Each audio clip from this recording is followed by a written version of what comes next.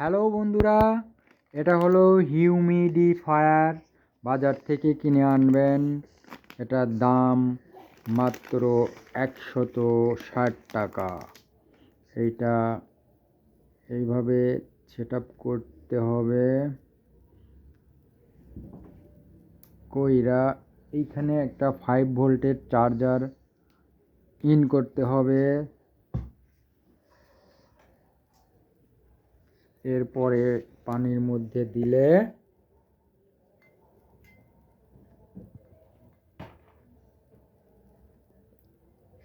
এই যে অন হবে। এটা কালার চেঞ্জ হবে অলওয়েজ টাইম। আর এটা যখন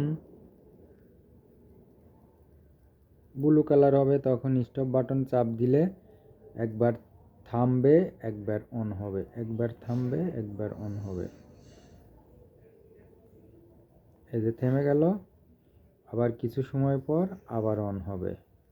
এই যে আপনারা সবাই লাইক, কমেন্ট, শেয়ার করতে ভুলবেন না।